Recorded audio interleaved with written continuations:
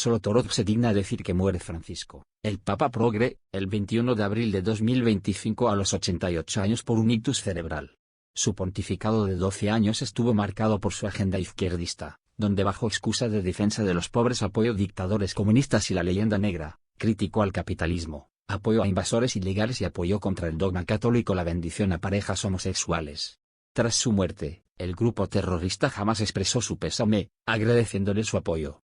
Comunistas y dictaduras de extrema izquierda también lo despiden como ídolo, incluidos los ateos del PSOE español que están profanando el Valle de los Caídos mientras desentierran enterrados allí. Solo el gato al agua del Toro Televisión se dignó decir la verdad sobre este progre.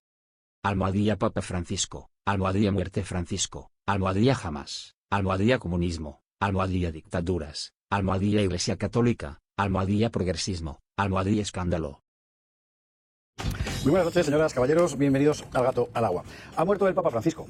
Y si yo le digo que era un hijo de su tiempo, usted me dirá, vaya comentario más banal.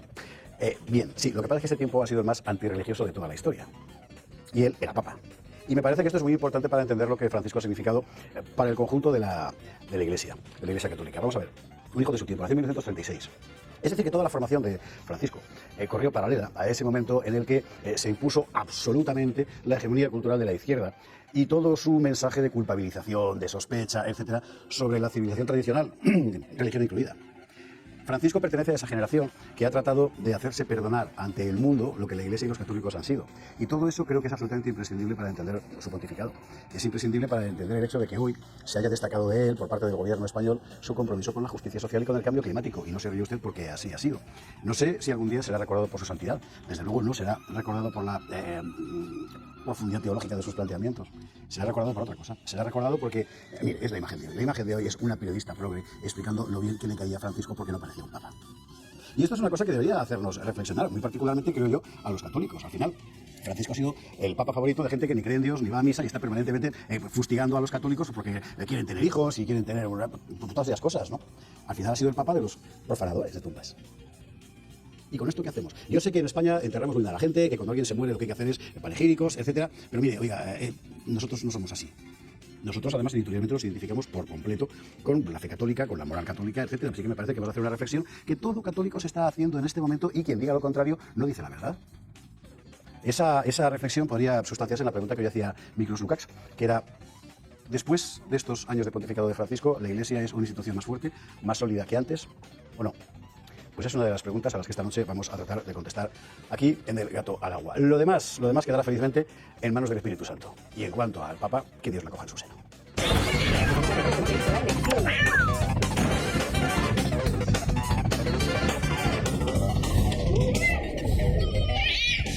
21:48, 20:48 en las Islas Canarias. Hoy monográfico, por supuesto, sobre Francisco, sobre lo que ha significado su pontificado, también sobre cómo se ha recibido su trayectoria al frente de la silla de Pedro, sobre la silla de Pedro en estos años y lo que puede pasar a partir de ahora. Ya le digo, complacientes no vamos a ser.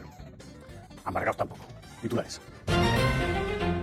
Vamos a empezar por el principio y vamos a contar cómo ha sido todo. Muere Francisco, el papa más alabado por los anticatólicos. Y este es un titular que a usted le puede parecer provocador, pero que es absolutamente tal cual. No hay más que ver hoy las declaraciones, por ejemplo, de la gente de Sumar. Es muy interesante, es muy importante el hecho de que Francisco sea el papa más alabado por la gente que más odia a la Iglesia. Pero aquí, evidentemente, hay una reflexión que hacer. ¿Ha sido un mérito de Francisco? ¿Ha sido un demérito para el resto de los católicos? Pues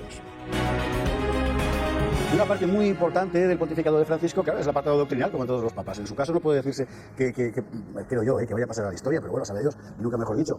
Pero esta mañana utilizaba una contraposición julianiza que rescatamos, que es el papa entre la confusión y la misericordia, ¿no? Es verdad que esos dos elementos han sido clave, desde nuestro punto de vista, en el pontificado que ahora termina. Confusión, porque desde el punto de vista doctrinal han pasado cosas francamente extravagantes, y misericordia, porque lo que nadie podrá negarle, creo yo, era una preocupación sincera por la justicia social y por los más pobres. Lo comentaremos. Y luego hay un elemento que a nosotros como españoles pues no puede pasarnos desapercibido. Vamos a ver, ese titular exagerado, la culpa es mía. Sin duda el papa más antiespañol de todos los tiempos. No, en el siglo XVI Pablo IV fue todavía más antiespañol que Francisco. Pero fuera de eso no ha habido papa más furibundamente antiespañol, antihispano, contra la huella de la civilización hispánica que el papa Francisco. Es un fenómeno francamente extraordinario. ¿Por qué? Esto es una pregunta, creo yo, interesante. Hoy decía Bolaños, el papa nos quería. Claro, el papa quería todo lo que dice España. Efectivamente, bueno, me parece que vale la pena. Y luego lo que todo el mundo se está preguntando, y yo siento decepcionarle, pero no vamos a poder darle a usted más luz que nadie. Ahora, ¿qué va a pasar? ¿Quién va a ser el nuevo Papa? Pues el Espíritu Santo lo sabe solo él. Lo que sí que podemos contarle es cuáles son los nombres fundamentales que dentro de la curia suenan para ello. Y eso nos emplearemos. ¿Con quién? Bueno, pues hoy con una mesa específicamente pensada para poder hablar de esto. Don Fernando Paz, muy buenas noches. Muy buenas noches, don José Javier y demás compañeros mártires. Aún no, pero en breve me temo que sí. Seremos, sobre todo después del programa. Sobre todo después del programa, efectivamente. Vale, ya que Fernando abre el capote, efectivamente, estoy convencido de que muchas cosas que vamos a decir aquí a usted no le van a gustar. A usted sí, pero a usted no. Pero mira, aquí tenemos un compromiso con lo que pensamos cabalmente que es la verdad de las cosas. Y además, en este caso, literalmente nos va la vida en ello. Así que no vamos a dejar de decirlo. Así es, bueno, os he empezado comentando lo de que el Papa era el más querido por los anticatólicos y tienes toda la razón, no hay más que escuchar la COPE todo el día de hoy, como han lamentado la situación. Entonces, bueno, pues sí, es verdad, que todos los anticatólicos apoyan a Francisco, no cabe ninguna duda. Empezamos bien. Fernando, bienvenido, buenas noches. Don Ricardo Ruiz de la Serna, ¿cómo estás? Buenas noches, José Javier, Cristo ha resucitado. Eso es verdad, efectivamente. Saludo de Pascua. Sí, ciertamente. ¿Ahí lo dejas? No, hombre, no, pero estaba esperando que me respondieras verdaderamente ha resucitado. Aleluya, aleluya. Claro, y he dicho, si no contesta él, va a contestar Farnieto, pero ahora te has quedado así. Sí, efectivamente. Sí, señor. ¿Qué tal? ¿Cómo has visto la jornada? Bueno, por una parte con tristeza, porque la muerte de un papa siempre es un momento también, no solo para la reflexión sobre su pontificado, ¿no? Sino para pensar que no sabéis el día ni la hora. En cualquier momento había todavía algún medio de comunicación hoy que valoraba que mejoraba lentamente después de que había podido comparecer para pronunciar la bendición Urbi et Orbi, ¿no? Y por otro lado, con la esperanza de la resurrección. Es decir, la Pascua no es un tiempo de duelo, es un tiempo en el que se pueden celebrar exequias, se pueden celebrar funerales y puede haber muestras de duelo, pero no es un tiempo de duelo. Y de hecho, el fundamento de la fe es que Cristo ha resucitado. Entonces, a partir de aquí también hay una lectura que se puede hacer que a mí me lleva a cierta desconfianza, un poco en la línea de lo que decías, ¿no? Hacia ciertas muestras de condolencia que provienen de los enemigos de la Iglesia y que nos tienen que, por un lado, nos tienen que servir de advertencia. Citabas antes a Bolaños. Bueno, Bolaños hoy ha hecho otra cosa todavía más interesante. Bolaños le ha indicado al Espíritu Santo que por este camino ha de seguir la Iglesia y ha utilizado además precisamente esta forma de orar, ha de seguir, con lo cual le ha dado al Espíritu Santo la instrucción de por dónde tiene que soplar. Está bien esto. Ya Sánchez se identifica con el Espíritu Santo, ya es el último que nos faltaba por. Ricardo, bienvenido, buenas noches. Don Julio Ariza, ¿cómo estás? Estoy bien. ¿Cuánto me le come el otro? Pues, estoy bien. Seguimos aquí en este mundo. Y desde luego no estoy yo para juzgar al ser humano Jorge Mario Bergoglio, ni al pontífice. Sí que estoy dispuesto a hacer algunos comentarios sobre el pontificado desde un punto de vista histórico y de las cosas que efectivamente ha hecho. No puedo hablar de las que ha pensado, ni las que ha sentido, ni las que le han emocionado, ni de sus debilidades, ni de sus... Voy a tratar de hablar en este programa sobre todo de las cosas concretas que el pueblo fiel católico ha podido ver y registrar a lo largo de su pontificado, que son muchas, muy interesantes, y algunas de ellas han producido una enorme tristeza entre los fieles católicos. Yo creo que efectivamente ha sido un pontificado para la confusión, pero ha sido al mismo tiempo un pontificado para la misericordia. Y desde ese punto de vista yo creo que ha contribuido a la esperanza. La misericordia es elemento esencial para la esperanza. Si no creyéramos que Dios va a ser infinitamente misericordioso con nosotros, conociéndonos como nos conocemos, sobre todo cuando llegamos a una cierta edad, pues probablemente perderíamos la esperanza. Y desde ese punto de vista la aportación teológica del Papa Francisco a mí me parece extraordinariamente positiva e interesante desde ese punto de vista.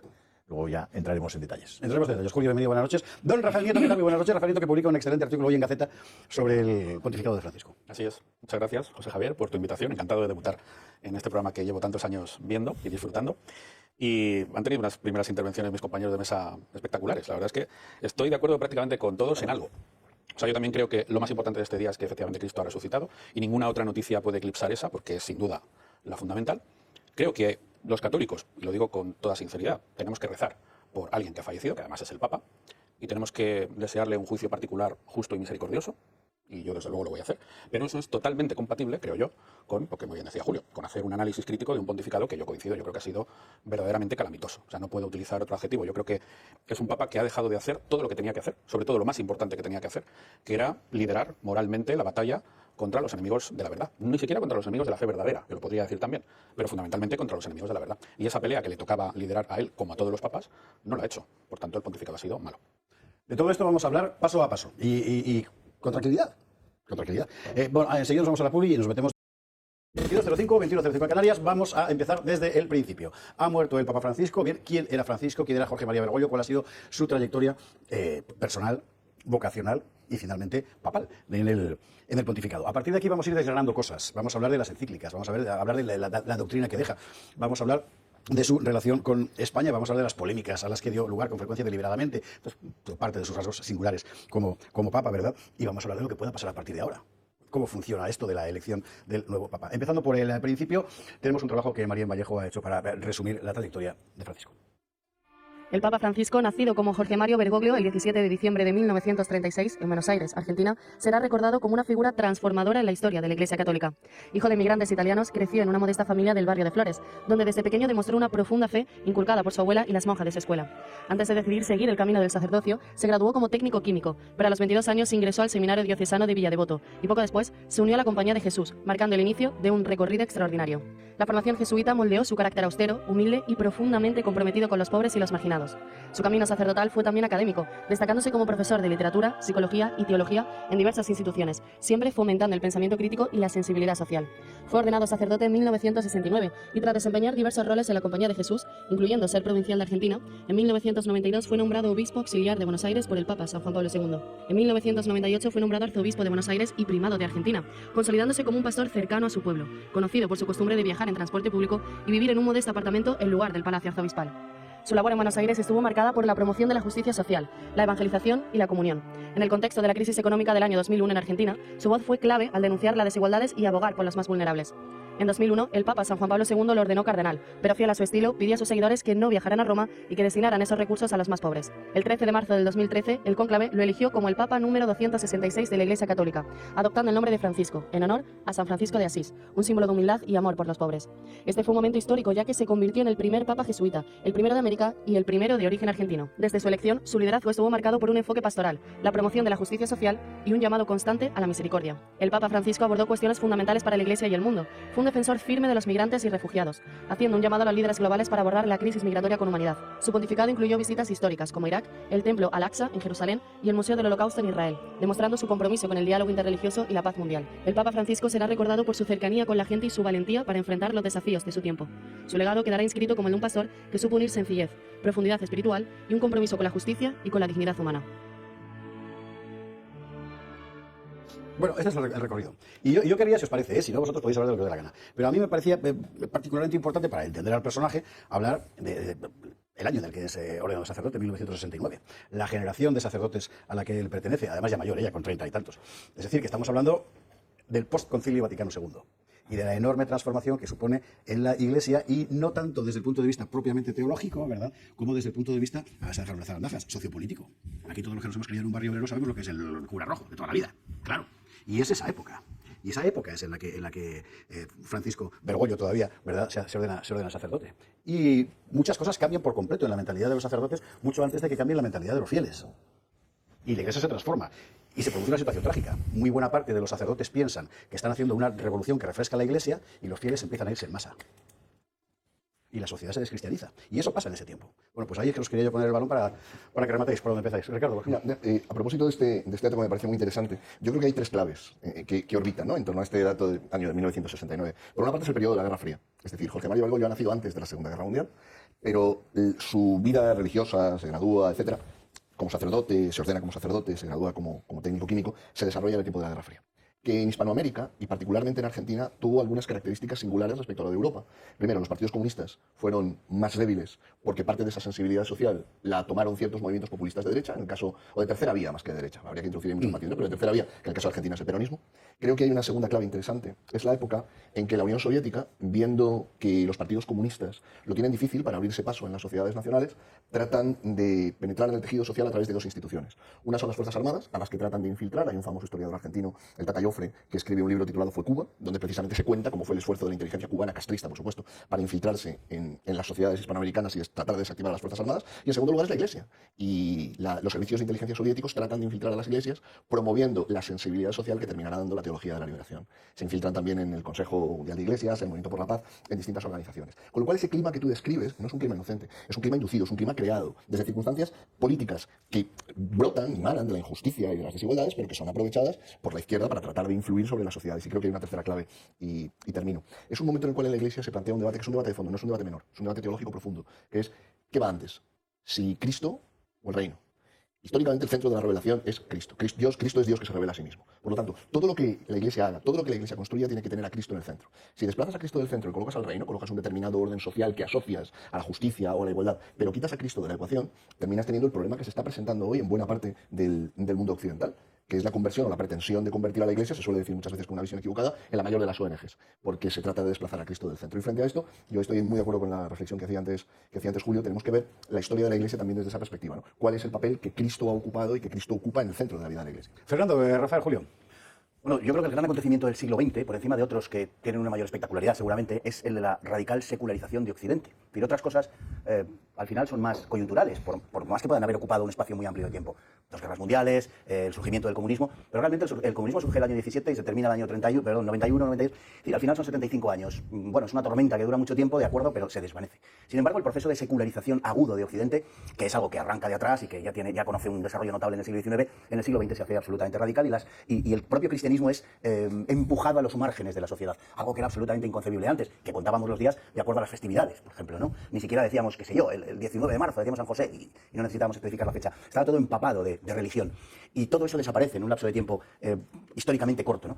El problema, hablando del papado en cuestión actual, del papado de Francisco, es que los que van a la moda enseguida se quedan viejos, se quedan fuera de su tiempo. Mientras que los que puedan tener una perspectiva, bueno, no me gusta llamarlo así, pero para entendernos conservadora o tradicional, pues lógicamente son menos dependientes del tiempo histórico. Yo cuando veía a Francisco, lo has apuntado tú, José Javier, yo cuando veía a Francisco veía a los curas progres de cuando yo era pequeño. Claro. Yo también. O sea, a mí no me parecía Francisco en absoluto moderno, a mí me parecía viejo. Sinceramente, y no me refiero a la persona, ¿no? Me refiero a sus modos, a sus maneras, a los objetivos que buscaba. Yo creo ya incluso que en los últimos tiempos ni siquiera percibió que realmente se está produciendo un cambio en el mundo, porque probablemente a partir de una cierta edad, no sé decir cuál, ¿no? Pero todos somos presa de nuestro tiempo, del tiempo en el que nos criamos y crecimos, y a todos nos pasa que llega un momento en que no entendemos ya lo que está sucediendo. Yo creo que esto le ha pasado al propio Francisco, sobre todo, como digo, en los últimos tiempos. Era un hombre muy pegado a su tiempo, y también hay que decirlo, y para mí es el gran, en fin, lo que me permite calificar el pontificado de devastador, muy pegado al mundo. Como decía Chesterton, la Iglesia tiene que dirigir al mundo, no seguir al mundo, no estar en el mundo, sino dirigirlo. Esa es la Iglesia que todo católico quiere. Y en el caso del pontificado de Francisco lo que ha pasado es exactamente lo contrario. Es una Iglesia que en muchos casos ha sido difícil de distinguir de los grandes poderes globalistas. Se ha querido presentar desde mi punto de vista y yo creo que ha sido, como decir, sin ser enteramente consciente de ello, de verdad que lo pienso, pero objetivamente se ha querido convertir en el brazo moral del nuevo orden globalista. Claro, eso está muy bien, pero el problema es que saca a Dios del medio, y entonces es lo que dice Ricardo. Si quitas a Cristo...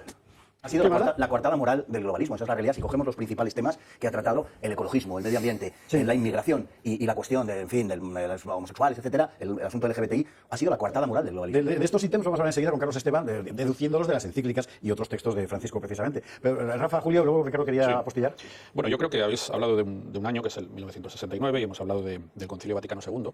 Quiero recordar que fue Pablo VI quien pronunció la famosa frase de "el humo de Satanás ha entrado por las ventanas del concilio". Bueno, el humo de Satanás está claro que ha sido la masonería, la infiltración masónica en la Iglesia Católica, que es algo que nadie puede negar. Hay libros escritos con abundante documentación al respecto. Y la infiltración masónica, es decir, la desnaturalización, el ataque a la Iglesia Católica desde dentro, explica muchas de las cosas que han ocurrido después. Fundamentalmente, el olvido de Cristo. Efectivamente, cuando tú pones la justicia social, entre comillas, porque la justicia social está en la doctrina tradicional de la Iglesia, ha estado siempre. Claro. Es decir, San Francisco de Asís no creo que fuera precisamente sospechoso de estar con los ricos, ni San Antonio de Padua, ni Santa Teresa de Calcuta. Es decir, la Iglesia ha estado siempre con los pobres y menesterosos. San José de Calasanz. Efectivamente, y muchísimos más. Es decir, que eso de por fin un Papa Bergoglio que está con los pobres es pues un señuelo izquierdista que carece de ningún sentido. Es decir, que es una estupidez. Por eso cuando se dice que el Papa Francisco ha traído a gente a la Iglesia Católica, yo digo que no es verdad. Lo que han atraído es a la idea que esas personas tienen de lo que la Iglesia Católica debería ser para ellos. Dicho de otra manera, el buenismo papal. Pero el buenismo no tiene nada que ver con la Iglesia Católica. La Iglesia Católica, el católico no tiene que ser buenista, tiene que ser íntegro, tiene que respetar la verdad y tiene que ser caritativo, es decir, tiene que pensar en las necesidades reales de la gente que más sufre. Pero el buenismo es otra cosa. El buenismo es lo que la gente espera de la Iglesia. Lo que está diciendo hoy Irene Montero, una de las personas más dañinas y nocivas para la sociedad española, europea y mundial, diciendo que es que, claro, ha sido una pérdida terrible porque gracias a este Papa hemos tenido mucho más en cuenta todos a los menesterosos y a los pobres. Es que no es así, y además hay que decirlo claramente que no es así. Esto es interesante, cuando los enemigos de los católicos no consideran enemigo a un Papa, joder, da que pensar, ¿eh? Eso es. Hay que pensarlo, Julio, y luego postillar Ricardo. A ver, yo no soy teólogo, mínimamente filósofo y sin completar los estudios de filosofía. Siempre me ha interesado el pensamiento, la historia del pensamiento, y también me ha interesado muchísimo todos los temas que hacen referencia a mi propia confesión religiosa, que es soy católico. Hay dos momentos que me llenaron de sorpresa con el Papa Francisco. Hay algunos más, pero voy a hacer referencia a dos. El primero son las memorias del cardenal Daniels, que era el cardenal de Malinas, Bruselas, en las que relata cómo hubo un grupo de cardenales que se reunían en el cantón de Zug, en Suiza. Lo hacían sistemáticamente anualmente, Y en esas reuniones y en sus posteriores conversaciones por otras vías telemáticas, hablaban de cómo podían impedir que el cardenal Ratzinger llegara al papado. Eso lo confiesa el cardenal Daniels en esas memorias y además explicitan que el candidato para lograr ese objetivo era un cardenal, un obispo en ese momento que estaba en la diócesis de Buenos Aires que se llamaba Jorge Mario Bergoglio.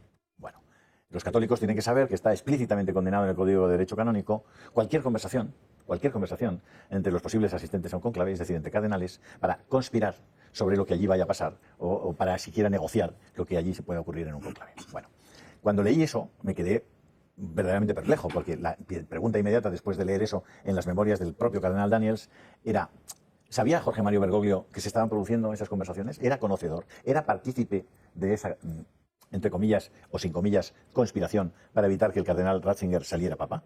¿Fuera creado, elegido papa por los cardenales en el cónclave? Bueno, la primera pregunta, ¿no?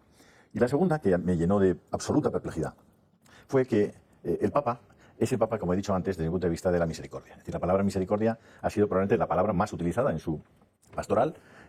Yo creo que él pensaba en términos de acercar a la mayor parte de gente posible, porque él era consciente de que hay estructuras de pecado en este momento instaladas en el mundo, y por tanto hay mucho pecado porque hay estructuras de pecado, y porque hay muy pocos elementos ejemplares en el mundo. Como decía San José María Escrivá de Balaguer, las crisis digamos, espirituales son crisis de santos, ¿no? Y que hay pocas personas que están enviando un ejemplo de santidad en el mundo. Entonces, ¿qué hace un papa que habla fundamentalmente de la misericordia? Pues pone nada más y nada menos que un busto de Lutero dentro del Vaticano. Instala un busto de Lutero dentro del Vaticano. ¿Qué decía Lutero? Lutero, que es el gran, digamos, el hombre que rompe la Iglesia Católica en Europa y en el mundo, ese hombre que, bueno, absolutamente inconsistente en las ideas y en la vida, ese teórico reformador de la Iglesia que resultó ser un auténtico farsante. El Papa de la Misericordia pone un busto de Lutero en el Vaticano.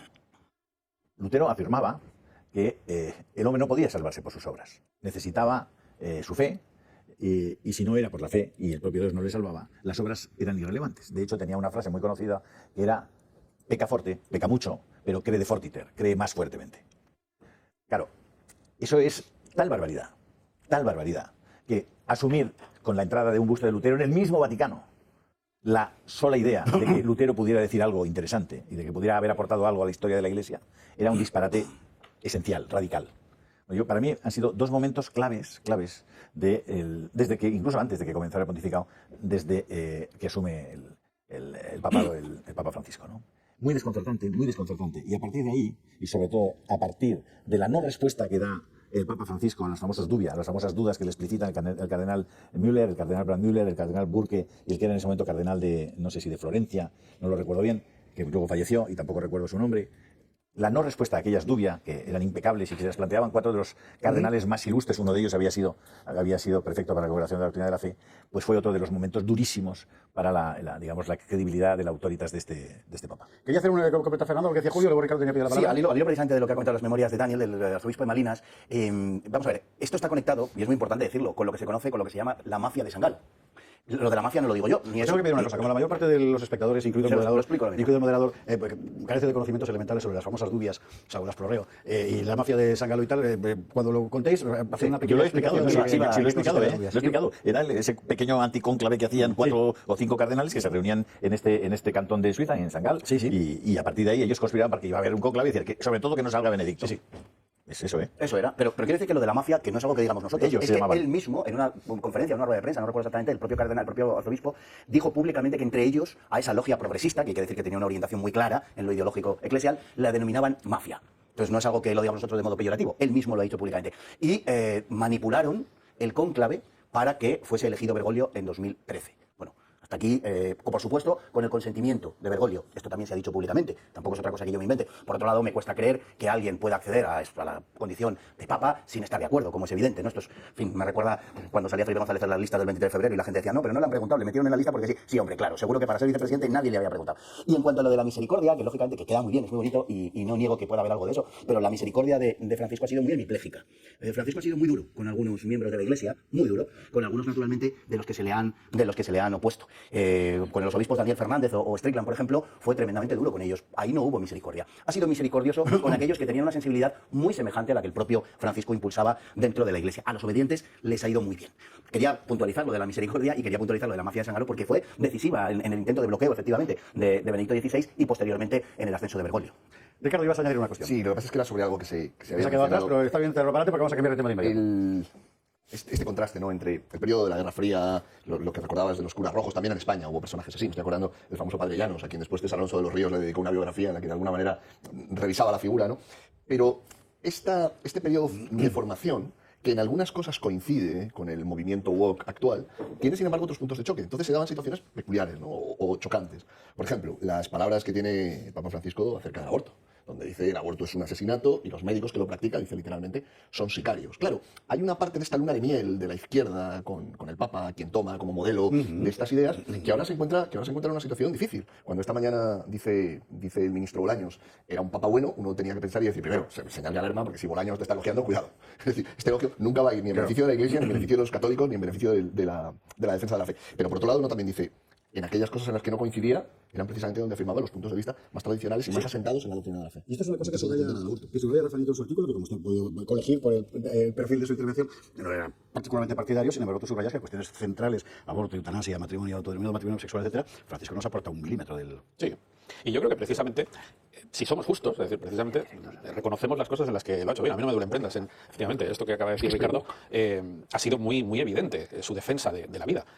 Y precisamente, siendo esto muy positivo, digo que eso le ha hecho especialmente peligroso. Porque entonces toda la parte que le ha comprado la izquierda y los enemigos de la fe parecía investida de una mayor credibilidad para los católicos, puesto que estaba defendiendo cosas que eran buenas por otra parte. Y entonces decían, bueno, si defiende esto que está bien, entonces todo lo que dice el Papa, no, todo lo que dice el Papa no está bien. El Papa se equivoca, y este especialmente se ha equivocado mucho, y este sobre todo, ha habido varios de vosotros que habéis dicho esa palabra hasta el momento, ha creado una enorme confusión doctrinal, que es lo último que puede hacer un Papa. Porque, insisto en esta idea, si algo tiene que hacer un Papa es defender la verdad. Esa es la primera obligación de un papa, defender la verdad, que es Cristo. Y si no haces eso, como no ha hecho Bergoglio, lo que estás creando es una enorme confusión, que va al final hacia esa parte de los católicos con menos formación. Y aquí ya sí me aventuro yo a decirlo, pero posiblemente acierte. No es precisamente la más pequeña. Es decir, la mayoría de los católicos posiblemente tienen problemas de formación bastante graves que al final hacen que este tipo de meteduras de pata no ayude para Rafa, es que al mismo tiempo, estoy al 100% de acuerdo contigo. Porque al mismo tiempo que era extremadamente contundente en el tema del aborto, como no podía ser de otra manera, y como él sabía que no podía ser de otra manera, destrozó y deshizo completamente la Pontificia Academia por la Vida y había montado Juan Pablo II. Esto es que era el instrumento más fino, más importante, más contundente en la defensa de la vida humana de no nacidos. Esto es una cosa que la mayor parte del público no tiene por qué saber porque la propia Iglesia, la propia Conferencia Episcopal a través de sus medios se encarga de que el común de los creyentes no lo sepa. Pero la Pontificia Academia era vamos a ver, el esqueleto doctrinal más perfecto posible desde el punto de vista antropológico para entender lo que es la vida desde el punto de vista cristiano. Era una cosa muy eminente, ¿no? Y que efectivamente destruyó. Las cosas que decía Francisco, estábamos hablando bien. Yo confieso que solo me he leído el texto entero, que es la Laudato Si, una de las encíclicas. Pero hay alguien que usted conoce muy bien que sí que se las ha leído todas. Don Carlos Esteban, muy buenas noches, ¿cómo estás? Buenas noches. ¿Qué tal? Hombre, todas. Bueno, estamos valorando el conjunto del pontificado y en ti habíamos pensado específicamente para, digamos, el pozo doctrinal, es decir, qué decía, que defendía. Mi impresión particular, pero insisto, es muy parcial porque es solo sobre uno de los documentos, es que, como diría el aquí presente Julio Ariza, tenía pocas ideas pero confusas, porque en realidad, salvo 3 o 4 citas, por otra parte muy bien traídas al principio y al final, el resto era un corpus que podía haberlo firmado perfectamente el panel intergubernamental de la ONU sobre el cambio climático, incluso por lo farragoso de la exposición de datos. En líneas generales, desde tu punto de vista, te pido una valoración. Por ejemplo, lo habéis dicho bastante bien, casi todo. Yo creo que en el vídeo se ha hablado como de un papa que innova, un papa que abre una nueva etapa de la Iglesia. Yo creo que es exactamente lo contrario. Yo creo que este papado ha representado como el canto del cisne de una generación, de esa generación de la que habéis hablado, que es de los sacerdotes que se ordenaron precisamente en el inmediato posconcilio, ¿no?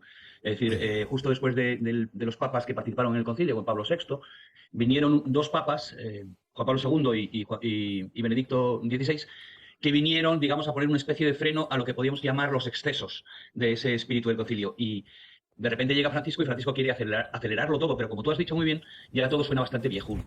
Tú has hablado hablando de los documentos, has hablado de las encíclicas, sobre todo de Laudato Si y de Fratelli Tutti, que son, más que doctrinales, son eminentemente políticas. Sabemos perfectamente de qué van. La Laudato Si, concretamente, mucha gente la ha criticado sencillamente con los datos en la mano, es decir, que contiene, digamos, errores que no son doctrinales, son simplemente errores de científicos o errores de hecho, ¿no? Pero también hay que recordar que este papa ha echado mano de un tipo de documento, de un tipo de legislación pontificia, que son los motu proprio. Motu proprio viene a ser el decreto ley, ¿no? El equivalente al decreto ley, en el sentido de que mientras que las encíclicas se supone que tienen un proceso, entre otras cosas una consulta, con especialistas, con teólogos, etcétera, el motu propio es, como su propio nombre indica, ahora tengo un pronto y escribo y decreto lo que me da la gana. Entonces, en principio, por ser así, suelen ser relativamente excepcionales. Y este papado ha tenido más motu propio que ningún otro de los recientes, ¿no? Con diferencia, además. Y ha tenido algunos muy, muy significativos, como por ejemplo tradiciones custodes, que le da la vuelta, o anula o deroga uno anterior, que era de Benedicto XVI, y además lo hace en vida de Benedicto XVI, lo cual es un poco humillante. Y el Fiducia Supplicans, que ahí habéis hablado del tema de los matrimonios homosexuales y bueno, todo ese tema LGTB, y lo que hace es, ya sabéis, el permitir que los sacerdotes den bendiciones a las parejas homosexuales. Entonces, yo creo que doctrinalmente, lo que se dice doctrinalmente no se ha avanzado mucho. Es también, yo creo, muy significativo que ya sabéis que las encíclicas tienen como título las dos primeras palabras del texto y siempre son palabras latinas. En este caso tenemos dos que son palabras italianas, Fratelli Tutti y Laudato Si, ¿no? Yo creo que también eso es significativo. Entendido. Desde tu punto de vista, ya sé que es una pregunta perfectamente superflua, pero bueno, sí que me interesa tu respuesta, en realidad más que la pregunta. ¿Cómo crees que será recordado? Eso es difícil. Hombre, yo creo sinceramente, o sea, si miramos el panorama de la Iglesia, habéis hablado de la descristianización, de la huida de las iglesias, de cómo, bueno, el número de practicantes, al menos, de sacramentos, de sacerdotes, etcétera, se ha reducido drásticamente. Y lo que se ve, la gente joven, cuáles son las iglesias que más se llenan y tal, son precisamente las que van menos a favor de este Claro. movimiento franquisquista, ¿no? Y con sus innovaciones. Precisamente las iglesias que se llenan cada vez más son las que participan en el rito tradicional, por ejemplo, o por lo menos son bastante conservadoras. Y eso estoy hablando de la gente joven, estrictamente. Entonces yo creo que no será recordado, que será recordado más que nada como un paréntesis o como lo que decía antes, como el canto del gallo, ¿no? De esa generación posconcilio. Del cisne. El gallo es el que canta al principio y el cisne es el que canta al final. Perdón, sí, eso. Y ya sabes lo que decían Bueno, los pero el luthiers. canto del gallo precede a la negación de Pedro. Pero ahí... Y ya sabes, No era eso lo que quería decir. y ya sabes lo que decían los Ricardo no luthiers. líes, Ricardo no líes. Carlos, y lo que decían los luthiers, que preguntados acerca de si era verdad que el cisne canta antes de morir, contestaban, claro, no va a cantar después. Exactamente. En fin. El canto del cisne. Por cierto, pieza magnífica de los Carmina Burana de Karl Orff, si tienes que escucharlo. Es una maravilla. Carlos, nos vemos el viernes en Úsares. Perfecto. Muy bien. Naturalmente. Carlos Esteban, gracias, muy fuerte El abrazo. canto del cisne que lo están asando. Y recuerda Claro, cuando claro estaba Oli Blanco Colwell, cuando Exactamente. vivía felizmente en un lago. Es una pieza, los Carmina Burana de Karl Orff son muy interesantes porque son piezas, los textos, encontrados supuestamente en conventos. Sí, en la, donde la gente cantaba, en la abadía de Benedict Boevan. donde, ¿cómo decir? No son particularmente religiosos, pero están impregnados enteramente de la mentalidad medieval goliárdica. Pues, exactamente. Es el goce de la vida con Dios siempre presente y la muerte también. Es una pieza fantástica para entender lo que era la civilización cristiana histórica, ¿no? Por eso lo he traído, que tiene su cosa. Y para este día, porque el canto central, que es O Fortuna, habla precisamente de cómo cambia la suerte, de cómo todo un día uno está en una situación de poder y de... A mí de la incertidumbre. me sorprendía mucho. Pero qué petulantes somos, hemos de acá los Carmina Burana. Bueno, La culpa es mía, ya lo sé. hemos estado hablando de Bolaños, tampoco podemos mantener el nivel siempre. También es verdad. A mí sí que, si me permites, José Javier, me sorprendía mucho su extraordinaria dureza con las personas buenas. Su extraordinaria dureza con los 4 cardenales de esos Dubia, y que eran los Dubia. Pues hay un momento en el que 4 cardenales, en el año 2021, si mal no recuerdo, le dicen al Papa que, bueno, que les aclare si es verdad una serie de cosas. 4 puntos, eran 4 dudas. ¿Quiénes firmaron eso? Además, los Dubia tienen una particularidad, y es que se exige que la respuesta sea sí o no. Es decir, son preguntas extraordinariamente concretas que exigen una respuesta de sí o no. Pero el tema no eran tanto las preguntas, que eran, por supuesto, enormemente interesantes, sino quiénes la planteaban. Y se las planteaban probablemente 4 de los cardenales más importantes, mejor formados, con más experiencia, con más espíritu de santidad que había en ese momento dentro de la Iglesia, que eran el cardenal Brandmüller, el cardenal Müller, que, insisto, había sido prefecto para la Congregación de la Doctrina de la Fe, el cardenal Caffarra, personaje muy importante, muy especial, que ya falleció, que había estado a punto de ser nombrado presidente del Instituto para la Familia por parte de Juan Pablo II. Al día siguiente, digamos, de que le habían comunicado que le iban a nombrar, Ali Yasca interrumpió ese posible nombramiento. Como sabéis, fue el famoso disparo en El atentado contra Juan Pablo II. Exactamente. Caffarra, ya ese instituto no se creó, pero Caffarra recibió una carta de Sor Lucía, en la que le decía: la etapa final de la lucha entre Dios y Satanás será sobre la familia y sobre el matrimonio. Y a Caffarra, me lo contó personalmente. Estuve viendo a Caffarra. Y bueno, con Caffarra fue durísimo. De hecho, Caffarra murió al cabo de poco tiempo, no recibió nunca la respuesta del Papa, ¿no? Y eran, insisto, 4 hombres buenos y sabios. A mí eso también me impactó, porque ¿por qué el Papa no contestaba a cuestiones tan importantes de forma tan sencillas? y de forma clara, ¿no? ¿Te acuerdas cuáles eran las 4? Pues vamos a ver. ¿O las temáticas? Bueno, había una que hacía referencia a la famosa comunión de los divorciados. La otra, las famosas bendiciones de las parejas homosexuales. Y las otras dos ahora mismo no las recuerdo. Pero serán fáciles de rescatar rápidamente. Y no hubo una respuesta para aquello. No hubo una respuesta para aquello. En fin, fue otro momento de gran incertidumbre, ¿no? Como lo fue el momento en el que pide la recuperación del juicio a ese chico numerario del Opus Dei de Gaztelueta, que había sido ya juzgado, que había tal, y una vez juzgado y condenado y luego revocada su sentencia, etcétera, le encargan al obispo de Barbastro o de Teruel o tal, que le reabra el procedimiento, lo vuelvan a juzgar. Este es un asunto particularmente importante que se ha destacado mucho, pero claro, ¿sabes qué pasa? Vamos a ver. Por fas o por nefas, cada vez en la prensa generalista se habla de la Iglesia, desde hace años es solo para hablar de casos de abusos sexuales, lo que es una cosa asombrosa. Pero tiene usted una institución extraordinariamente extendida por todo el mundo, llena de gente que hace auténticas maravillas por todas partes, así en el campo de la asistencia social, como de la ciencia, como de la educación. Y sin embargo, por lo que es permanentemente noticia en los medios, es por los casos de abusos sexuales que representan, por otra parte, un porcentaje mínimo del 2%. del conjunto de casos. Es que es muy impresionante que no haya habido una, como decir, política de contraofensiva sobre esto, lo cual a mí, que soy muy malo porque ya estoy muy viejo, me hace pensar que es deliberado, claro. Entonces, has tenido un discurso, ¿verdad?, en el que da la impresión de que la Iglesia solo existe para tratar de averiguar antiguos casos. Por cierto, averiguaba este fin de semana ese experimento en la República Federal Alemana en los años 70 de entregar huérfanos a pederastas, ¿no? O sea, separándolo de su contexto histórico. Bueno, ahora, dentro de la glosa progresista, por cierto, Otegi también ha hablado a favor de Francisco. Bueno, dentro de la glosa progresista del Papa se subraya mucho, ¿verdad?, su lucha contra los abusos sexuales. Vamos a ver. ¿Os dais cuenta, hermanos, lo digo sin ningún ánimo irónico, de que estamos todos comprando el discurso del enemigo? Bueno, los primeros, perdóname, José Javier, yo he visto recientemente el anuncio en el que la Conferencia Episcopal Española les pide a los católicos, les pide a los españoles que pongan la cruz del por tantos, ¿no? Y ves el spot, y en el spot lo que se ve es que la Iglesia y sus organizaciones caritativas acogen, miman y tratan espléndidamente a los inmigrantes. Y tú dices, vamos a ver, quienes han comprado el discurso del adversario son los obispos españoles en muchos casos. Es decir, la manera segura de construir un mundo en el que sean queridos, amados y cuidados los inmigrantes es evangelizar a los españoles. Es decir, no hay manera más segura. Y a los países de donde salen los inmigrantes también, a pedir dinero para la Iglesia, en fin, con el objetivo de cristianizar a la sociedad, que va a ser la que va a hacer posible ese objetivo secundario, que está entramado con el primario, pero es el secundario. ¿Por qué no pides el dinero para evangelizar a los españoles, para recristianizar España? ¿Por qué? Hay que irse a la publicidad ya. A la vuelta vamos a hablar de las polémicas de Francisco, ya que desde el punto de vista mediático ha sido con frecuencia lo más comentado, no siempre de forma grata, de forma agradable. Vamos a ver, no es un anecdotario, aunque saldrán algunas cosas puramente anecdóticas. No es, ¿cómo decir? Un talante, un estilo. Ya decía Josep de Mestre que el estilo es el hombre, ¿verdad? Vamos a la publicidad y a la vuelta, más. 21:51 en Canarias, seguimos debatiendo en la mesa, ya le contaré de qué, porque es muy importante, y más después de la catarata de discursos banales de hoy. Decía Feijóo, que le han preguntado que quería ir a Galicia, que quería ver, ay Dios mío, de verdad, joder, qué nivel, por Dios. O sea, el país que dio a Cisneros, a Donoso Cortés, a Saavedra Fajardo, a Rafa Nieto. En fin, bueno, Montes de Galicia. ¿Quiere usted un gallego de verdad? Alberto, también, pero sobre todo Montes de Galicia, que como usted sabe, los espasandín padre e hijo se han cogido la cocina gallega de toda la vida, los productos, los sabores, la atmósfera, y se la han traído a Madrid y han construido, bueno, pues el festín que es Montes de Galicia, donde encuentra usted lo de siempre, que sabe lo de siempre, pero presentado de tal forma que dices, mira tú qué ingenio. Todo, incluido yo, lo subrayo siempre porque a mí fue el primer día lo que más me impresionó, el servicio. Qué gente más profesional. O sea, que uno de camarero no sepa solo contarte la carta, sino además te explique la cocina. Eso es una maravilla. Y una corrección absoluta. Bueno, pues eso lo tiene usted en Montes de Galicia y los vinos. En fin. Espectacular el pulpo. El pulpo y los buñuelos de bacalao. Y los buñuelos. Bueno. Fernando Paz está poniendo cara y dice, ¿a mí por qué no me han invitado allí? Pues ya está invitado.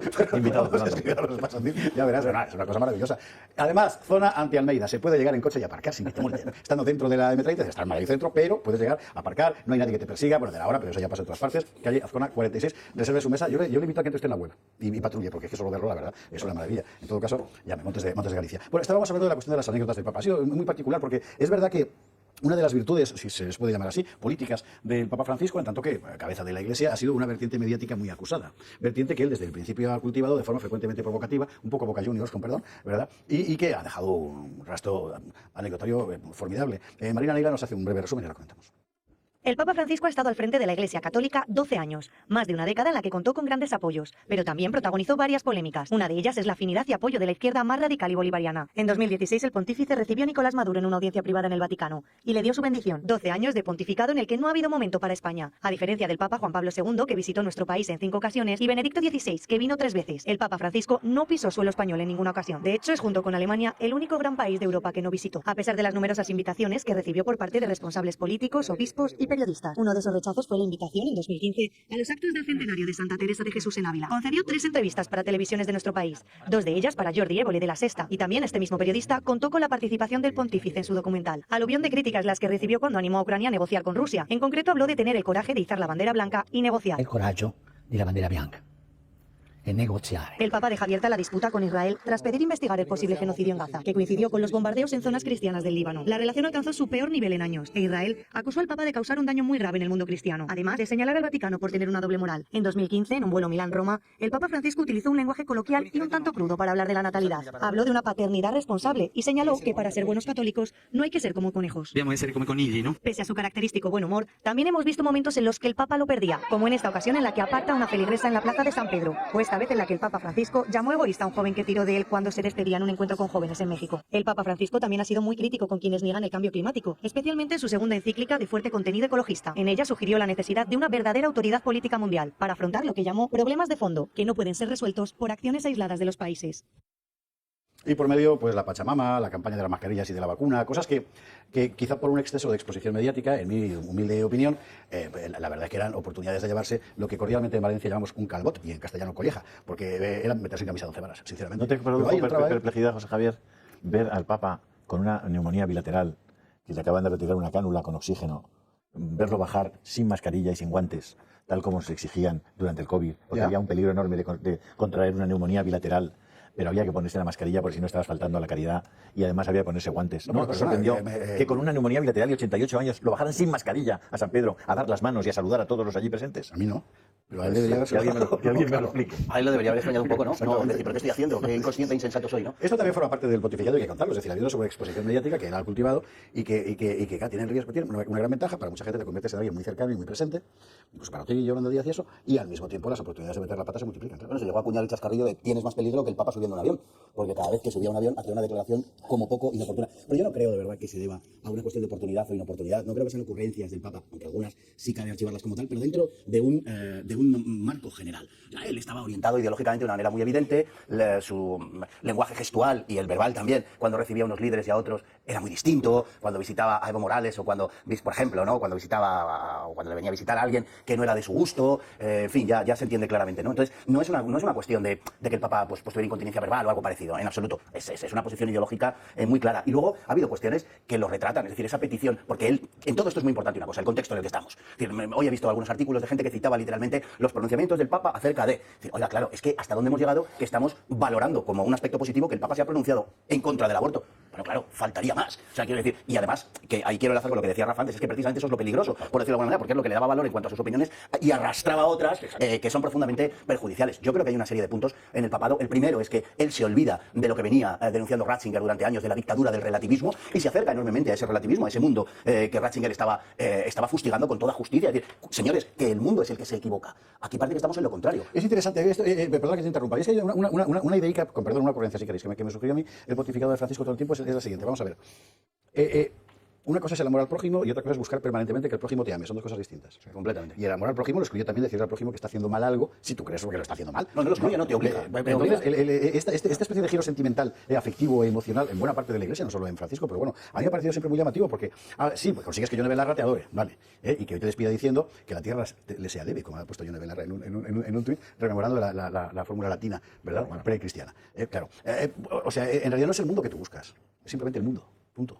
Porque ha jugado a lo mismo, está jugando lo mismo que juegan los grandes poderes y que juega la política, está jugando al emotivismo, al buenismo, cuando la Iglesia es el último reducto de la razón Y eso es lo que subrayaba permanentemente Ratzinger, ciertamente. Claro, es que frente al reino de la locura en la que vivimos, la Iglesia es el último reducto de la razón. Y eso es lo que pontificado, como este pontificado, ha volado por los aires. Su simplismo teológico, su infantilización, el revoltijo ecumenista que ha hecho, confundiendo unas cosas con otras, confundiendo universalismo con cosmopolitismo, la confusión en las encíclicas, bueno, las frases sobre la vacuna, que es un acto de amor, la vacuna, en fin, no me voy a cebar en esto, pero válgame Dios, y nunca mejor dicho, ¿no? El descenso de vocaciones que ha habido en la Iglesia, que ha sido sencillamente abismal durante el pontificado del Papa, ¿no? Es decir, todo esto ha ido siempre, sus formulaciones al respecto de la emigración, por ejemplo. El Papa, cuando se pronuncia en este sentido, no puede, en Fratelli Tutti, no puede ignorar, y no lo hace, de hecho, el contexto. Cuando se pronuncia en ese sentido es, repito, diferenciando, o sin diferenciar en su caso, porque tendríamos que diferenciar lo puramente asistencial al hermano que está sufriendo efectivamente de favorecer una serie de movimientos, un movimiento que está ahí, que está impulsado por las grandes agencias globalistas, por las mafias y por las ONGs, y en lugar de ir a la raíz de esta cuestión, lo comentabais antes, las denuncias que ha hecho Sarah, por ejemplo, en lugar de reivindicar el derecho de las personas a desarrollarse en su cultura, lo que ha hecho ha sido impulsar todo este tipo de fenómenos que son nocivos para las sociedades de destino y para las sociedades de procedencia a las que se empobrece de una manera brutal y probablemente decisiva. Ese es el problema que ha tenido, que ha jugado a ser, como hemos dicho, la coartada moral del globalismo. Ese es el resumen del pontificado en términos políticos. Y hay que hacer una lectura política porque el propio Francisco ha querido hacer de su pontificado un pontificado político. A nivel del globalismo que sepa usted que se jubila Klaus Schwab, el doctor Muerte, el del Foro Económico Mundial, ha anunciado que se jubila de forma irreversible. Vamos a ver Sí, yo quería, antes Julio ha citado el asunto este del busto de Lutero, que yo no recordaba, pero lo ha hecho con muy buen tino. Porque claro, un gesto como ese no puede ser casual ni anecdótico. Si tú pones un busto de Lutero dentro del Vaticano, estás mandando un mensaje muy claro. El que no lo quiera ver es su problema. Y si tú metes la Pachamama dentro del Vaticano también, no puede ser casual. No es que te hayan convencido para que vengan unos amigos a hacer un circo allí, no, es que tú sabes que eso es la Pachamama, lo sabes perfectamente. Y eso es una idolatría que es absolutamente incompatible con la fe católica. Por tanto, estoy bastante de acuerdo con lo que antes decía Fernando. El gesto ese que hemos visto antes en el vídeo de Francisco dando un manotazo a una señora oriental, por cierto, bastante mal educada, pero yo hago la siguiente pregunta. ¿Uno se imagina a Juan Pablo II haciendo eso? No. ¿Uno se imagina a Benedicto XVI haciendo eso? No. Es decir, es una anécdota, sí, es una anécdota, pero es una anécdota que revela algo. Y es algo que chirría. Dices, un papa amonesta, un papa corrige, pero un papa tiene que saberse comportar también, incluso en una situación en la que a cualquiera de nosotros nos pueden sacar de quicio, pero a ti no, porque tú eres el representante de Cristo en la tierra. O, por ejemplo, el tema de fiducia supplicans. ¿Cuál es el problema de fiducia supplicans? Que se empeña en querer dar la bendición a lo que no se puede bendecir. Porque a la persona homosexual individualmente, si está en gracia, que lo puede estar, claro que se le da la bendición. ¿Cuál es entonces el problema? El problema es que hay que bendecir algo que está condenado desde siempre, desde San Pablo, por la Iglesia Católica. Y eso, al final, es intentar empujar la doctrina de la Iglesia y la verdad al terreno progre. Es que no es otra cosa. Es decir, la única explicación que tiene este disparate, que es fiducia supplicans, por cierto, rechazado por la inmensa mayoría de obispos africanos, que se negaron a aplicarlo, es el empeño de querer llevar la Iglesia al mundo, cuando la Iglesia no hay que acercarla al mundo, hay que acercarla a Cristo. Julio, Ricardo, dos intervenciones y nos vamos a la publicidad. Pues que esto es... No quiero decir una cada uno, ¿eh? Sí, sí, la verdad es que hay tantas cosas. Pues claro, ver cómo la Iglesia hoy, la Conferencia Episcopal Española, la Iglesia hoy, la jerarquía de la Iglesia hoy, renuncia a lo que supuso, por ejemplo, la Iglesia española en 1934, 35, 36. ¿Cómo han olvidado la castración en vivo del obispo de Barbastro, al que hicieron comer sus propios testículos estando todavía vivo? Cómo hubo miles y miles de personas asesinadas por el solo hecho de ser católicos, de ser cristianos. Y cómo hoy todo aquello parece, bueno, una cosa que hay que olvidar, hay que resignificarla, hay que... A ver, que hay un honor a la verdad, una obligación de veracidad y un respeto hacia lo que han hecho el cardenal Gomá, el cardenal Play Daniels o los numerosos obispos que ensalzaron lo que se hizo en defensa propia en este país. En defensa propia, porque era la izquierda radical, los comunistas, los anarquistas, los que la montaron. Y los que mataban a inocentes de forma completamente salvaje y cruel. Este es un punto muy importante que vamos a desarrollar después, si te parece, cuando hablemos de la relación del Papa con España, que ha sido muy particular. Bueno. Porque hay dos cosas, además. La terminología ha pasado a la Iglesia española, que cada vez más se define como la Iglesia que peregrina en España, es decir, que podría estar igual en Burkina Faso, como si lo hubiera desde la conversión de Recaredo tantos siglos detrás. Y por otra parte, hablando de las víctimas asesinadas en la guerra civil como los mártires de la violencia religiosa en el siglo XX. O sea, una cosa meteorológica. Vale la pena. Pero bueno, cerramos tema, Ricardo, nos vamos a la publi. No, habíamos hablado de ese momento de la inmigración y... Sí, es un tema que me parece que vale la pena. Esta es otra cosa de la que se abusa. Fui peregrino y me acogisteis. Bueno, y luego seguiste camino, macho, no te quedaste aquí... Claro, voy haciendo la nevera. Perdóname usted, pero... No, lo que pasa es que con el discurso sobre la asistencia a los inmigrantes, y sin duda, lo mencionaba antes Fernando, hay una dimensión humanitaria, caritativa, indiscutible. hay una serie de preguntas que no se formulan precisamente porque quedan enervadas por el discurso solidario, que mencionabas antes lo de asumir el lenguaje, ¿no? Se ha convertido en un tópico lo de decir que la Iglesia es la mayor de las ONGs, que es un disparate desde muchos puntos de vista, pero fundamentalmente desde el punto de vista de la fe. La Iglesia no es una ONG, y de hecho la misión de la Iglesia no es fundamentalmente la labor asistencial que se le suele atribuir. Y que ha hecho siempre. Sí, que esto siempre, que no es su misión fundamental. Si podría haber otras organizaciones que lo hicieran. Lo que no podrían hacer es adorar a Dios y administrar los sacramentos. Esto sí que no, y particularmente la Eucaristía, que es el centro de la vida de la Iglesia. Pero decía que esta cuestión humanitaria o solidaria o asistencialista a veces se utiliza también para enervar preguntas que hay que formularse. Preguntas sobre lo que está sucediendo en los países africanos, sobre quién se está aprovechando de la desesperación de esas personas que atraviesan desiertos, quién está devastando las regiones, quién se está aprovechando de los recursos naturales, cuáles son las causas de las guerras civiles que se están librando. Y a este respecto es interesante ver el magisterio de los obispos africanos y de lo que la Iglesia en África está diciendo. Completamente ignorado, deliberadamente. Claro, antes hablábamos del cardenal Sara, ¿no? Pero también Juan Pablo II hablaba del derecho a no emigrar, a no verse forzado a emigrar, a no tener que marcharte de tu tierra. Y claro, da la impresión de que esto es como de mal gusto, porque contradice de alguna manera ese pretendido discurso humanitarista, que en el fondo tiene a veces ese uso político, ¿no? De enervar o de distraer de preguntas que es legítimo formularse. Enervar quiere decir sacarle el nervio. Hay que recordar que una muy buena parte de nuestros espectadores son muy jóvenes y tienen el vocabulario que les enseñan en el colegio. Pero es bueno que vean programas como este y que les recuerde que en el tema de los inmigrantes hay un principio clave del que se olvida muchas veces, que es agustiniano, que es el ordo amoris. Es decir, hay una prevalencia, una prioridad en el orden del amor. Al prójimo menos prójimo. Y ponía un ejemplo muy sencillo. Está el padre con su hijo y un amigo bañándose y ve que se están ahogando su hijo y el otro niño, y están a 50 metros de distancia. ¿Cuál es el orden del amor para el padre? ¿Ir a salvar al amigo de su hijo o ir a salvar a su hijo? Eso, que es tan sencillo, tan fácil de entender, cuando planteas el tema de la inmigración de forma ilegal y descontrolada, es muy sencillo de explicar. Y si uno lo quiere ver, lo ve. Y Ricardo lo acaba de comentar. Y la pastoral sobre esos temas en los países que, primero, donde se están separando las familias, de donde están saliendo los individuos más valiosos y más preparados para defender a su sociedad, donde no están recibiendo el apoyo que podrían tener simplemente modificando la estructura presupuestaria de muchos países occidentales que están ya, además, ahora mismo pensando en gastar miles de millones en hacer tanques, etcétera, etcétera. A la publi que hay que irse ya, que todavía nos queda más de hablar de la relación del Papa con España, o más bien de la no relación del Papa con España. Ya podemos confirmarle algo que usted con toda seguridad viene barruntando desde el principio del programa, si nos ha acompañado hasta aquí, y es que está usted en presencia del único programa razonablemente crítico emitido hoy por la televisión europea acerca del pontificado de Francisco. Publi y a la vuelta más. Vamos a la cuestión de Papa y España, porque yo sé que hoy aquí estaba para contarle lo que nadie más le va a contar. ¿Esta gente cuenta una anécdota de 30 segundos sobre huevos?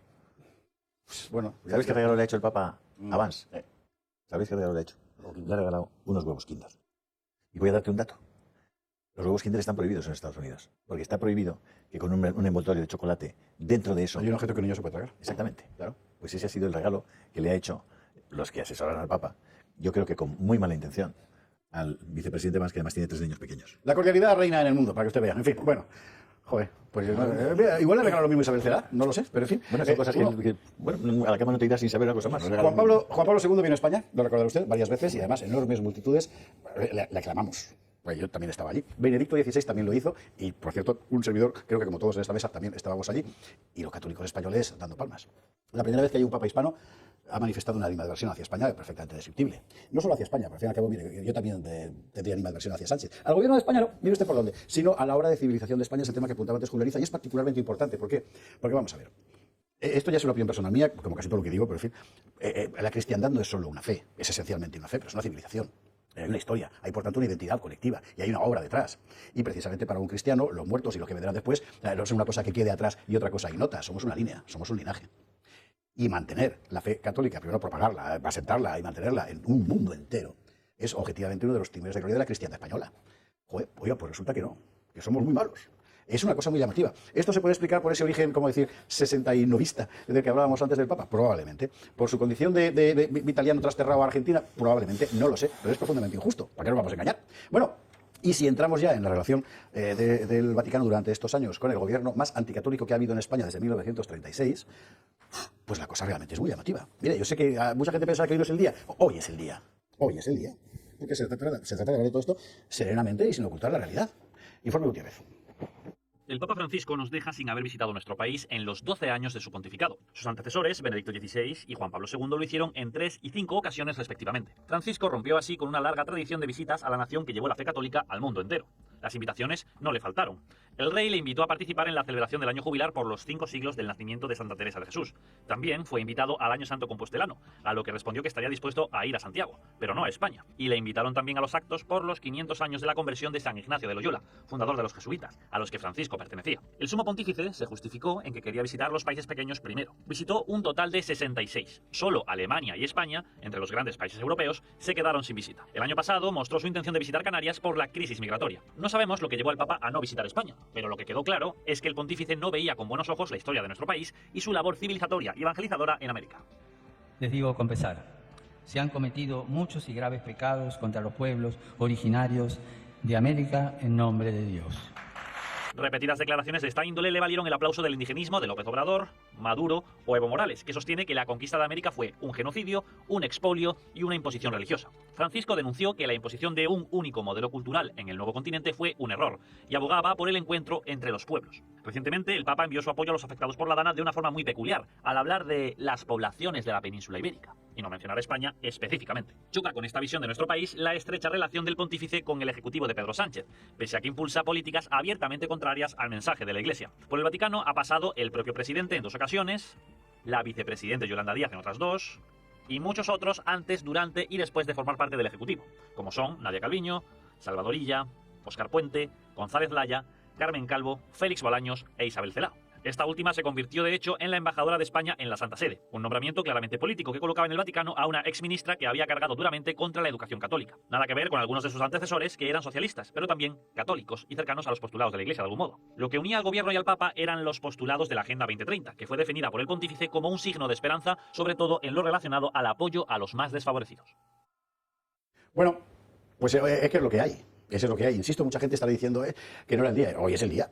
Hoy es el día porque inevitablemente ha marcado perdónenme usted la vulgaridad, la agenda de la Iglesia en España todo este tiempo. Necesariamente obligada a hacer reverencias a alguien a que el fiel común de a pie dice, joder, este tío, ¿por qué me insulta?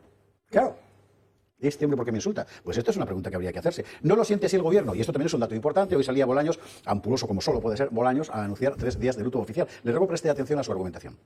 Quiero mostrar, en nombre del presidente y del Gobierno de España, nuestro dolor y nuestro más profundo pésame por el fallecimiento del Papa Francisco.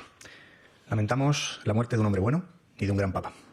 Por ello, el Gobierno de España declarará 3 días de luto oficial. Ha sido un Papa que se ha caracterizado por su lucha contra la desigualdad, las injusticias, por su combate contra el cambio climático.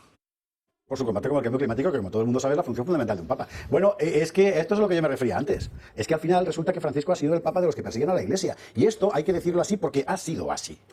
Y bueno, pues alguna reflexión habrá que hacer. Hombre, yo creo que no estamos haciendo una reflexión sobre qué había dentro de la cabeza del Papa Francisco, ni sobre sus intenciones, ni sobre su moral, ni sobre si era más o menos un pecador o no lo era, ni juzgando tampoco su alma ni su conciencia. No. Yo creo que si estamos aquí hoy, como tantas noches y tantas veces en esta casa, es para contar hechos. Y creo que es lo que estamos haciendo. Estamos explicando cosas que han ocurrido durante el pontificado del Papa Francisco. Estoy recordando ahora una, para mí especialmente triste, porque además hacía referencia a los católicos canadienses que habían actuado con una vocación de servicio, unos sacrificios personales espectaculares en aquellos colegios que montaron para atender a los indios, a los hijos de los indígenas de allí. Bueno, en un momento determinado, el gobierno de Trudeau monta una campaña contra la Iglesia Católica y contra aquellos sacerdotes de diversas órdenes religiosas, y la campaña básicamente era porque habían encontrado unos restos de niños y acusaban a la Iglesia de que habían abusado sexualmente de esos niños de los indios, se los habían arrebatado a sus padres y a sus madres, y además luego los habían torturado y los habían matado. Fue tremenda la campaña internacional contra la Iglesia Católica, contra los sacerdotes católicos en Canadá. Llegó el Papa, se fue rápidamente a Canadá, hizo una declaración diciendo que había que pedían perdón por aquellos abusos atroces y por ahí tal. Hace 2 meses el gobierno de Canadá ha pedido perdón porque ni había ningún hueso de ningún niño, ni había ninguna prueba de ningún tipo de maltrato físico a aquellos inditos, ni había nada de nada, ningún abuso sexual, nada de nada. Y pidió perdón. Por cierto, creo que se publicaron una línea así en el diario de Albacete, pero ahí están las declaraciones del gobierno canadiense. Hay que buscarlas con lupa en Internet. Pero realmente es una agresión a la inteligencia, a la verdad, al honor, al sacrificio, a la santidad de tanta gente.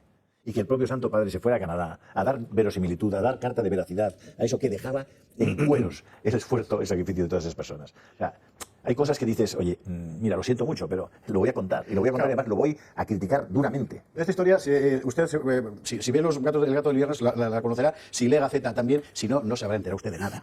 Porque nadie más lo ha contado, salvo la primera vez. Los curas canadienses se comían a los niños indios y dejaban los huesos allí. Bueno, no se lo comían, pero lo mataban. Y era mentira todo. Era mentira todo, lo cual no impidió la campaña de prensa y la automática petición de perdón por parte del Papa sin hacer una derivación, dando por reales las acusaciones del enemigo. Pues esto hay que contarlo. Pero es que hay En fin, Rafa, Ricardo, Rafa, Fernando. Hay más nombres. Estoy pensando en el cardenal Pell, australiano, que fue encarcelado y que luego se demostró falso. Sobre esas espaldas del cardenal Pell también se vertieron acusaciones gravísimas que han sido replicadas por medios de comunicación y celebradas desde la Santa Sede e instancias también como la Conferencia Episcopal. Pero hay dos nombres que no han salido en este programa y posiblemente si estuviéramos 4 horas nos saldrían todavía un montón de nombres más. Pero no ha salido el nombre, por ejemplo, de Tucho Fernández, prefecto para la Congregación de la Doctrina de la Fe. Ningún papa nombra a un prefecto de la doctrina de la fe tampoco por casualidad. Es decir, un papa sabe muy bien a quién pone en esa posición, que es central, porque es la que fija la doctrina que tiene que seguir la Iglesia. De hecho, por eso Ratzinger lo fue con Juan Pablo II, porque era una persona de su absoluta confianza. Este personaje, Tucho Fernández, yo no sé si nuestros espectadores lo sabrán, pero antes de ser elegido para este puesto tan sensible, tenía una trayectoria verdaderamente lamentable, con publicación como González de Ponce, libros. Bueno, no sé si tanto, pero en todo caso, en uno de los libros creo que enseñaba a besar bien, creo que llevaba por título el arte de besar bien, y tenía otro libro también absolutamente impropio, no ya de un religioso, sino de una persona que esté mínimamente centrada. Y hay otro asunto que no hemos nombrado todavía, que es el tema del Valle de los Caídos, y hay que decirlo, porque Fernando Paz ha hecho hace poco un vídeo espectacular al respecto, sí. y este papa tiene mucho que ver, me refiero al Papa Francisco que ha fallecido, con todo lo que estamos viendo del Valle de los Caídos. Con otro papa hubiera ocurrido lo que estamos viendo que está pasando. Me pongo en hipótesis. Un Ratzinger no de 8 años, sino de 20 años, los 8 que estuvo más los 12 de Francisco, ¿hubiera permitido este absoluto disparate y esta profanación contra la cruz más grande de la cristiandad? La respuesta claramente es que no. Es decir, esto se ha hecho con un papa que por razones que solamente él se llevará a la tumba, o se ha llevado a la tumba, tenía un odio extraño a España. Es un disparate que en el 5º centenario de Santa Teresa de Jesús, recuerdo a los espectadores, doctora de la Iglesia Universal, este señor no viniera a pisar esta tierra. Y que dijera que si venía a Santiago de Compostela, venía a Santiago pero no a España. Pero ¿cómo que lo dijo, efectivamente? Yo decía, Feijóo, muy contento, que es que por poco que está a punto de venir a Galicia. Casi vino. Una breve nota. No recuerdo el apellido de la portavoz del Partido Popular que ha salido hoy a explicar la posición, las condolencias del PP respecto al fallecimiento del Papa Francisco. Creo que es Esther Muñoz, ¿puede ser? Bueno, no lo sé. Me disculpará, pero es que ya me bailan los nombres. Pero solo una cosa. Está muy bien lamentar la muerte del sumo pontífice, naturalmente, pero quizá para adorar la frase, hacer una referencia como instancia de autoridad al presidente Feijóo, queda un poco fuera de lugar. Quiero decir que puestos en materia de autoridad, pues el Papa pesa más que Feijóo, por mucho que sea tu jefe, reina. Porque de verdad, joder, a ver si hacemos un poquito de... Bueno, Ricardo Ruiz de la Serna, Fernando... Pensaba que se da la paradoja. Hay que desconfiar de todo lo que diga el gobierno. Ya, por definición. No, pero quiero decir, qué malicioso. Se da la paradoja de que es Bolaños quien pilota el proceso de profanación de la tumba de Francisco Franco. Con lo cual... Que no se produjo, porque Franco sigue allí. Estamos en el momento... Me canso de decirlo, pero es como lo que escribes en un libro, que nadie lo lee. Franco sigue allí, Ricardo, no salió. Pero si leemos los libros. Que no salió, pero no salió. Como si fuera gallego. Estaba pensando, por una parte, en la paradoja de Bolaños, ¿no? Es como no me cree. Sí, Julio, ¿cómo no te voy a creer? ¿Cómo no te voy a creer? ¿A quién no creo en general? Pero me resulta particularmente triste, ¿no? Que en este día el que habla por el gobierno, aparte de Pedro Sánchez, sea nada menos que Bolaños, que probablemente sea, junto con Pedro Sánchez, el mayor enemigo que la Iglesia tiene hoy en... Absolutamente. Bueno, pero yo quiero decirlo claramente. Santiago Cantera nunca hubiera permitido una profanación en la Basílica de Valle de los Caídos y no la permitió. ¿Vale? Que lo que vimos fue, o lo que se vio fue una performance. Bueno, pero estamos saltando demasiado a un tema. Julio está abriendo un melón que no es un melón, es el melonar, el melonar primigenio. La madre de todos los melonares. La madre de todos los melonares. Y así que un día hablamos solo de eso, es decir, de las serias dudas que hay de que lo que se sacó del Valle de los Caídos el día de la profanación de la tumba de Franco fuera realmente la tumba de Francisco Franco. Esto es otra historia. Si la metemos ahora, se nos va el programa de hermano, que no vea. Sí, era por fastidiar. Pero sí que, está muy bien la cosa, pero sí que es muy importante subrayar que efectivamente todo el proceso de acoso primero, y esperemos que no derribo, del Valle de los Caídos desde hace años, habría sido imposible sin la connivencia, por lo menos, de Roma. Porque es que es allí donde iban todos a hablar. Todos. Allí iban a Roma a hablar allí con el señor Parolín, que puede ser papa incluso, puede ser hablaremos de los papables, etcétera, ¿no? Y todo eso hay que contarlo. Y el hecho de que haya sido precisamente Bolaños, es decir, el rostro, me va a perdonar usted la terminología quizás un poco viejuna, pero mucho más actual de lo que parece, el rostro masonazo por antonomasia del gobierno actual a contar esto, pues está lleno de significados. No, y luego la otra cuestión, que es que este gobierno, como continuación del gobierno de José Luis Rodríguez Zapatero, está tratando de reescribir la historia de España. Y entre otras cosas, la historia de la persecución religiosa contra la Iglesia, entre 1931 y 1939. Además, aquí hay un matiz que a veces se soslaya. Yo estando aquí Fernando Pando, no voy tampoco tampoco a dedicarme a la guerra civil, pero que da la impresión de que la persecución religiosa fue, no da la impresión, a veces se cuenta que la persecución religiosa fue solo durante la guerra. Es un error. La República llega persiguiendo a la Iglesia y es uno de los rasgos característicos de la Segunda República desde el comienzo. No es una consecuencia indeseada, porque eso suele decir, las matanzas de Paraguay y del Jarama fueron consecuencias del alzamiento del 18 de julio, etc. No, desde el principio, desde mayo, uno de los que trae la República es Miguel Maura, dimite ipso facto, porque él que era católico ve lo que está pasando. Dice Torcal Zamora que también era católico, pero era muy chulo, dice, esto yo lo controlo. Y al final acabaron echándole a él. Pero bueno, esto es otra. Y esto es lo que quieren describir. Es lo que quieren describir. Bueno, precisamente al hilo de la cuestión del Valle de los Caídos, vamos a recordar que el Papa nunca vino a España, pero España sí fue al Papa. España no, la anti-España, el gobierno. Porque el gobierno ha ido 10 veces. O sea, altos cargos del gobierno han ido a Roma hasta en 10 ocasiones. Más de las que han ido a Estados Unidos. Yo no sé qué interés particular tiene este gobierno en esas relaciones con el Vaticano, en esas relaciones con Roma, pero me lo puedo figurar, entre otras cosas, viendo lo que está pasando en el Valle de los Caídos y el respaldo del pontificado a ese saqueo, de esa profanación del Valle de los Caídos.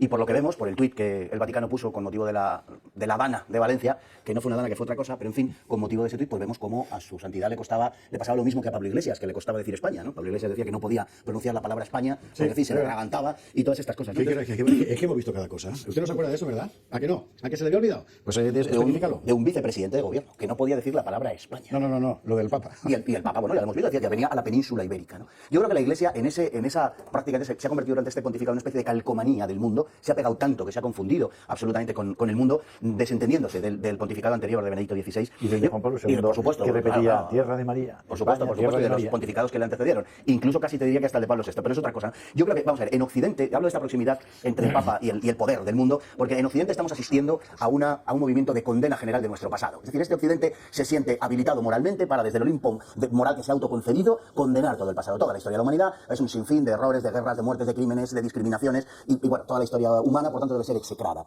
Algo parecido está sucediendo en la Iglesia. El otro día lo recordaba Carlos Esteban, por cierto. Algo parecido está pasando en la Iglesia. Es decir, la Iglesia quiere desligarse de un pasado que le resulta antipático, sencillamente. Y por eso estamos viendo una gran parte de los movimientos que estamos viendo. Y ahí es donde entra España. El rechazo a España, estoy convencido de ello, se debe al hecho de que precisamente España, quinta esencia, ese pasado de la Iglesia ligado a la tradición y al magisterio. Claro, es que la España del Imperio, la España que llega a América, la España que cruza el Atlántico, es la mejor demostración de la labor misional y de la labor histórica de la Iglesia. Y como eso les incomoda, repito, como eso es algo con lo que quieren romper, al modo que ya hemos contado en alguna ocasión aquí, al modo justamente contrario de lo gatopardiano, ¿no? Que es cambiarlo todo para que nada cambie. En realidad estamos asistiendo a un proceso que es exactamente el contrario. Y es que parezca que no pasa nada cuando en realidad estamos cambiándolo todo. Y cuando las palabras están cobrando significados que antes no tenían. Cuando hablamos de una serie de conceptos que han cambiado su significado absolutamente. Y una de ellas, por cierto, hemos hecho alusión anteriormente, es el sentido que tiene la palabra amor. La Iglesia se ha pegado al mundo y el lema de los benedictinos, termina con esto, pero tiene que ver con el Valle de los Caídos, precisamente, es aquel de Stat Cruz, dum volvitur orbis. La cruz permanece mientras el mundo da vueltas y el mundo gira. Y con este pontificado lo que ha pasado es exactamente lo contrario, que la Iglesia se ha puesto a dar vueltas junto con el mundo y se ha vuelto loca. Sobre esta cuestión y otras aledañas, le invito a leer mi artículo mañana en Gaceta, La cruz del cardenal, que se va a llevar así. Hacer Papa. Pues no lo sabe nadie. No lo sabe nadie y por una parte es verdad que la mayor parte del cónclave está compuesto por cardenales creados por Francisco, pero los cardenales son mayorcitos. Y todo esto que se está escuchando de que si hay más progresistas que conservadores, o sea, esto no es el Consejo del Poder Judicial, ¿me entiende? O sea, esto no tienen obediencia con nadie. Tienen sus grupos, sus tribus, sí, sus afinidades también. Sí, y luego tienen una cosa muy importante. ¿Qué? Sí tienen una obediencia. Si la barca se les hunde, ¿de qué comen? Bueno, bien, eso es bien, vale. No. Eso es importante. Cuidadín con el órgano de San Pedro. Digo, cuidadín. Claro, y luego hay que entender una cosa, es decir, vamos, por decirlo en términos un poco menos pedestres que Julio, todos ellos están comprometidos, lógicamente, con la finalidad de la supervivencia de la institución a la que pertenecen. Claro. ¿Quiénes son? Pues mira, tenemos un vídeo que hemos hecho hoy contando lo fundamental del cónclave, cuál es el procedimiento, ¿verdad? Que es nuestro tema 6, querida Raquel, así que nos vamos con él y comentamos.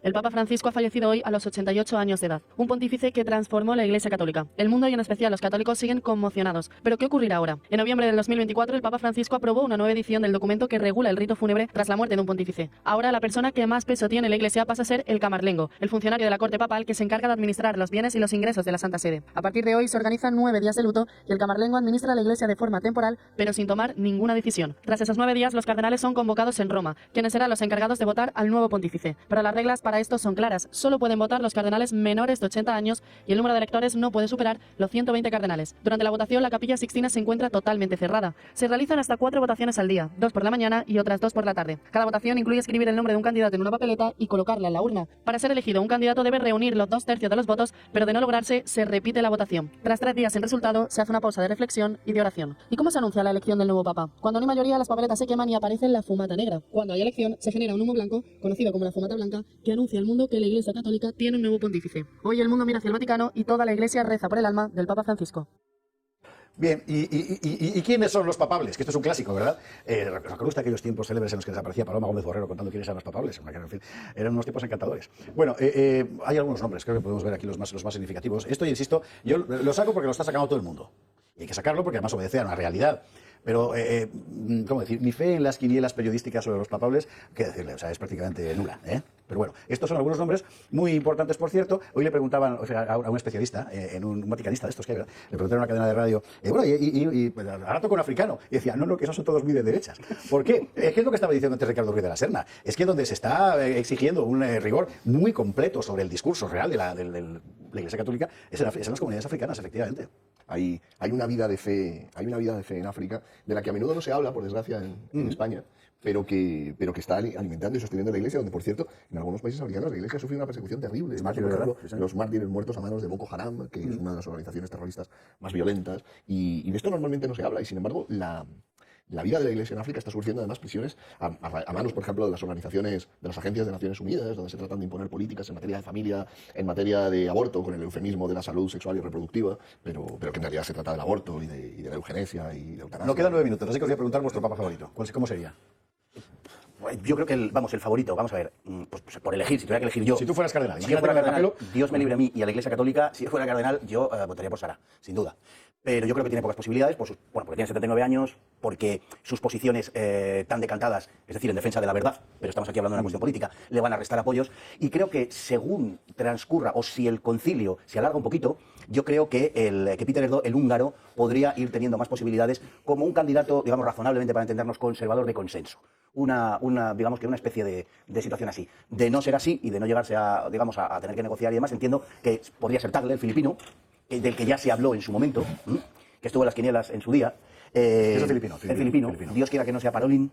Y luego hay un español, que es el arzobispo de Rabat, Cristóbal López, que dado el predominio de lo islámico, la entrada masiva de inmigración islámica en Europa, podía ser una jugada politiquera de las que nos tienen acostumbrados. Pero yo desearía Sara y espero que como mal menor que fuera Erdo. ¿Erdo que será? ¿Rafa Nieto? Yo creo que teniendo en cuenta que el epicentro del maremoto mundial político está en Washington con el presidente Trump, me permitís una pequeña licencia literaria, ¿verdad? El Espíritu Santo, en forma de paloma, podría pasar por Norteamérica, volver a Roma y traernos al cardenal Burke como nuevo papa. ¿Es la posición de Rafael Nieto? Julio Ariza. Soy incapaz de hacer una quiniela sobre este tema y yo se lo dejo, no hace falta que yo se lo deje, pero se lo dejo al Espíritu Santo que se lo ocupe, igual, porque omnicomprender todo lo que puede haber al lado de la elección de un papa, que es el sumo pontífice de no sé cuántos miles de millones de seres humanos en el mundo y testigo y además depositario de la tradición y de la doctrina de la Iglesia, no soy incapaz de decir quién, no tengo la más remota idea. Dios sabe más y... Oye, bueno, pero la pregunta en realidad no era tanto eso como a ti, ¿quién te gustaría de todos los hombres que han aparecido? No puedo negar mis preferencias por el cardenal Sara, porque le conozco y porque me parece un hombre sabio y santo. Y a mí me encantaría que el Papa fuera un hombre sabio y santo, pero el Vaticano es una cosa compleja y allí hay mucha gente que vive de aquello, que tiene intereses muy terrenales y, hombre, lo que sí anima es pensar que justamente por esos intereses terrenales se van a cuidar de que la parroquia no se les vaya. Y ya han comprobado que si no se atienen a las cosas que la tradición de la Iglesia Católica, que es una de las fuentes de la revelación, ha custodiado tanto, la parroquia se les va a ir y no habrá óvulo. Se les va a llenar todo de yolandas y de yones y eso, y tampoco es el plan. Don Ricardo Ruiz de la Serna, ¿tu preferencia? San Juan Pablo II el Grande.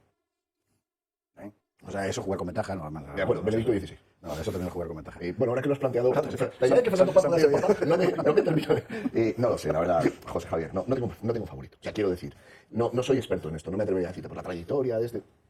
En este sentido estoy con Julio, confío en el Espíritu Santo.